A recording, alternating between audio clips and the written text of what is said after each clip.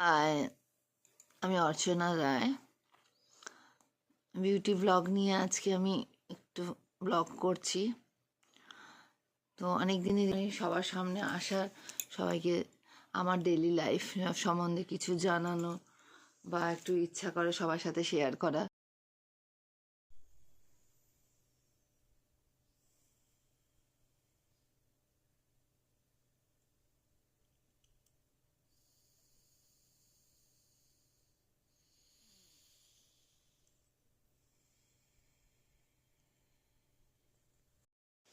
আমি এক্সারসাইজ করলাম, করার পরে এখন আমি একটু রুমের মধ্যে দেখাচ্ছি। এটা আমার রুম, এটা আমার বেডরুম, এটা আমার বেডরুম। এই আমার বেডরুমের পরিবেশ মোটামুটি। এখন তো বর্ষার মধ্যে না একটুখানি, যাই হোক, অগোছাল থাকে। পুজো চলছে, তো পুজোর মধ্যে কাজকর্ম চলছে, ভীষণ টায়ার্ড হয়ে থাকি, যার জন্য খুব একটা করা হয় না। তো এখন আমি রান্নাঘরে যাব। আমি রান্নাঘরে রান্না করতে এসে গেলাম। আমার রান্নাঘর আমার রান্নাঘর তো মোটামুটি একটু বেশ বড়ই আছে। এখানে আমাদের রামকে একটু পাঠালাম, একটু উচ্ছে নিয়ে আসতে। অনেকদিন ধরে একটা কুমড়ো করেছিল। তো এই হচ্ছে রান্না, বেশি কিছু আজকে অ্যারেঞ্জমেন্ট নেই। এখানে কুকারে ছোলা সেদ্ধ বসানো হয়েছে, একটু ছোলা তরকারি করা হবে। এই আজকে ছোটো ছোটো মাছের ঝোল হবে। এই অ্যারেঞ্জমেন্ট করে রেখেছি, গুছিয়ে রেখেছি। এখানে আমি একটু চা বসিয়েছি, চা করবো, চা খাই। এক্সারসাইজ করার পর আমি একটু চা খাই। চায়ের জলটা এখানে বসানো হয়েছে, আমি একটু স্ট্যান্ডে বসিয়ে দিলাম। কাজকর্মগুলো সেরে নিয়ে সাথে সাথে বসতে কথা বলি। চা পাতা দেবো, চিনি দিয়ে ফেলেছি, চা পাতা দেবো। চাটা দিয়েছি, আর এখন কাজকর্ম শুরু করবো। আমার কাজের তো যে রাম আছে, ও খুব লজ্জা পেল, একটু বাজারে পাঠালাম। ও বাজারে গেল দুধছে আনতে। ততক্ষণে একটু কড়াইটাও বসিয়ে দিই। এই আমার কড়াই, আমি সবসময় স্টিলের কড়াইতে রান্না করি। স্টিলের কড়াইতে আমি বরাবর আজ 10 বছর ধরে আমি স্টিলের কড়াইতে রান্না করি। এদিকে আমার লোহার কড়াইতেও রান্না হচ্ছে, এদিকে লোহার কড়াইতে রান্না হয়, স্টিলের কড়াইতে রান্না করি। স্টিল লোহা দুটো ইউজ করি। আমি মনে করি যে লোহা, আমি যেটা শুনেছি বা জেনেছি, যে অ্যালুমিনিয়াম কড়াইতে রান্না করাটা ভালো না, অ্যালুমিনিয়ামে খাওয়াটা উচিত না। ওই জন্য স্টিল আর আমি এটা ইউজ করি।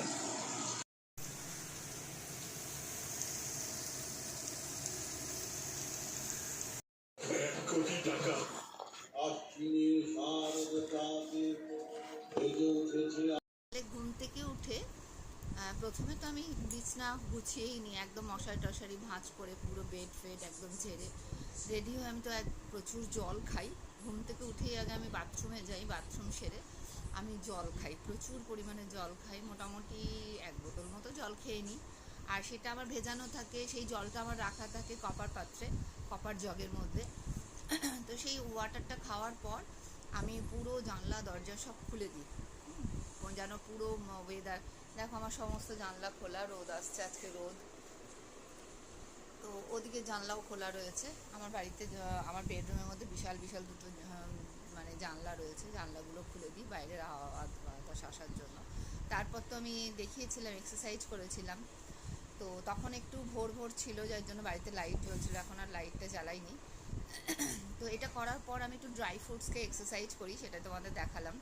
তো এক্সারসাইজ করার পর যেটা হচ্ছে আমাদের, যেটা করা দরকার, বিউটি ব্লগ নাম দিয়েছি, তো একটু আমাদের শরীর সম্বন্ধে আমাদের খুব সতর্ক হওয়া দরকার, যেটা আমি মেনটেন করি 30 বছর ধরে। কেন, আমি ছোটোবেলা থেকেই মেনটেন করি।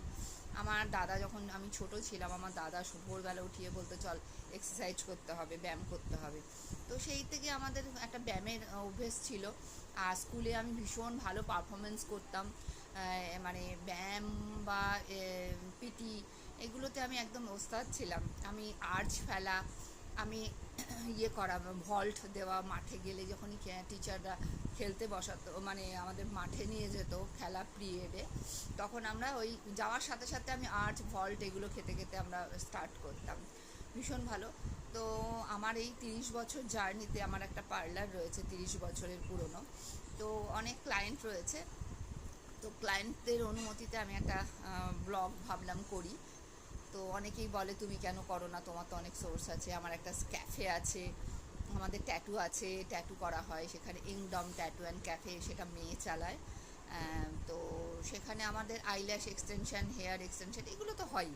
আচ্ছা যাই হোক, এখন বিউটি নিয়ে যেটা বলতে যাচ্ছি সেটা হচ্ছে আমাদের শরীর সম্বন্ধে সচেতন হতে হবে। সকালে উঠে জল খেলাম, এক্সারসাইজ করলাম, রাতে যেন একদম ডিপ স্লিপটা হয়, তারপর একটু রেস্ট। শরীরে সকালবেলা উঠেই 8টার সময় হ্যাভক খেয়ে নেওয়াটা উচিত না। আমাদের যেটুকু আমরা অভিজ্ঞতা পেয়েছি, মোটামুটি 8-10 ঘন্টা 12 ঘন্টা একটু পেটটাকে রেস্ট দেওয়া। ওই যে জল খেলাম, ওই যে ড্রাই ফ্রুটস খেলাম, সেটা যেন শরীরে অ্যাবজর্ব হয়। তো এইটা হওয়ার পর আমি যাব এখন স্নানে। একটু বাথরুম সেরে নিয়ে আমি স্নানে যাব। তো স্নানে গিয়ে তারপরে গিয়ে আমি একটা জিনিস জানতে হবে, এক্সারসাইজটা মাস্ট। আর লাঞ্চ করার আগে মাথা ধুয়ে পুরো বডিতে ভালো করে স্নান করা। তো আমার একটু অ্যালার্জেটিক প্রবলেম আছে, যার জন্য আমি একটা অ্যালার্জি সোপ ইউজ করি। হ্যাঁ, পুরো। তারপর আর একটা জিনিস করি, সেটা হচ্ছে এখানে যে বর্ষাকালে একটু ইচিং প্রবলেম হয়, হ্যাঁ, মানে ইনফেকশনের ভয় থাকে। সেক্ষেত্রে কিন্তু সবাই একটা কাজ করা যেতে পারে, সেটা হলো একটুখানি ফিটকিরি যদি আমরা জলে গুলে একটুখানি পুরো শরীরে লাগিয়ে দিই, সেটা অবশ্য রেগুলার নয়, সেটা মাঝে মধ্যে। আর বর্ষাকালে অবশ্যই বাইরের খাবারটা একদম অ্যাভয়েড করা দরকার। সেরকম রেপুটেড যেখানে হাইজেনিকভাবে করা হয় সেই সব জায়গা ছাড়া রাস্তার খাবার একেবারে খাওয়া উচিত না। জলটাও একটু ফুটিয়ে খাওয়া দরকার। আমি বর্ষাটা যখন প্রচণ্ড পরিমাণে বৃষ্টি, এই যে চারিদিকে বন্যা টন্যা হয়ে গেছে, সেক্ষেত্রে আমি একটু মানে জলটাকে একটু বয়েল করে নিই, তারপর আবার নর্মাল জল খাই। এই আমার মোটামুটি সকালের। তারপর তো আমি ভীষণ হাইজেনিকভাবে রান্না করি, সেগুলো আমি আস্তে আস্তে তোমাদের সাথে ব্লগ আমি তোমাদের সাথে শেয়ার করেছি। তো এখন যেটা এর মধ্যে আমি স্নান করে নিলাম, রান্না শেষ করলাম। কি রান্না করেছি সেটাও তোমাদের সাথে শেয়ার করেছি আজকে। একদম সিম্পল আজকে ছিল রান্না। এবার স্নান টান করে আমি খাওয়া দাওয়া সেরে নিলাম, কেননা এখন আমাকে দৌড়তে হবে পার্লারে। আজকে মোটামুটি লেট এই সময়টাই যাই, কিন্তু যেহেতু পুজোর সময় সবারই মন মেজাজ খারাপ, পার্লারে সেরকমভাবে কাস্টমার হচ্ছে না। সত্যি একটা সাংঘাতিক পরিবেশ হয়ে গেল আমাদের দেশে। যে জীবনে সবার প্রাণ বাঁচাতো, সে নিজেরই প্রাণ বাঁচাতে পারলো না। এইটা একটা ক্ষোভ রয়েছে। আমি তো 1 মাস ধরে, প্রায় 1 মাস শুধু কেঁদেছি। হ্যাঁ, যেন মনে হলো আমার নিজেরই সন্তান চলে গেছে।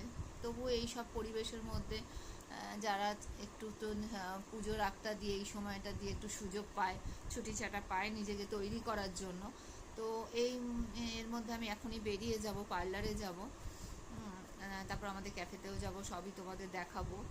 তো আমি এই লাইনা টাইনা করে নিলাম। এবার একটুখানি আমি লিপস্টিক দিয়ে দেবো। হ্যাঁ, একটু হালকা নিউড শেডের লিপস্টিক পরতে আমি ভালোবাসি। ম্যাকের এই লিপস্টিকটা আমার খুব ভালো লাগে। শেড নাম্বারটা আমি ঠিক পরতে পারছি না, পরে তোমাদের দিয়ে দেবো। একদম নিউড শেড, আমি নিউড শেডের লিপস্টিকই পরতে ভালোবাসি। ডার্ক শেড এখন আর ঠিক চলে না।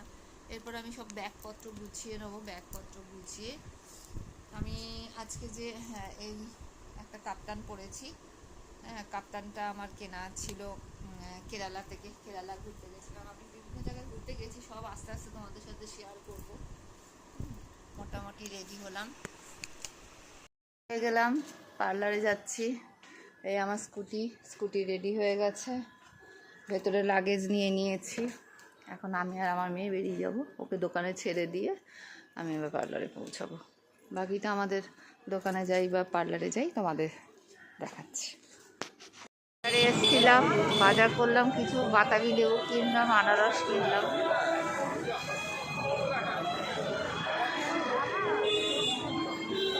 আজকে একটু দাম কমেছে, কালকে প্রচণ্ড সাংঘাতিক দাম ছিল, আজকে একটু দাম কমেছে। আনারস নিলাম 60 টাকা দিয়ে, না সরি 50 টাকা দিয়ে একটা আনারস, আর 20 টাকা দিয়ে একটা বাতাবি লেবু। আগের দিন তো সাংঘাতিক দাম ছিল, সব 100 টাকা ছিল আনারস। দোকানে ঢুকছি, আমাদের দোকান।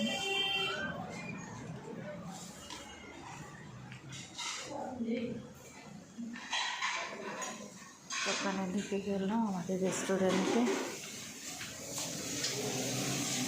দিদি বললো যে করতে আনারসের জুস করতে, যেটা খারাপ হয়ে যাচ্ছে।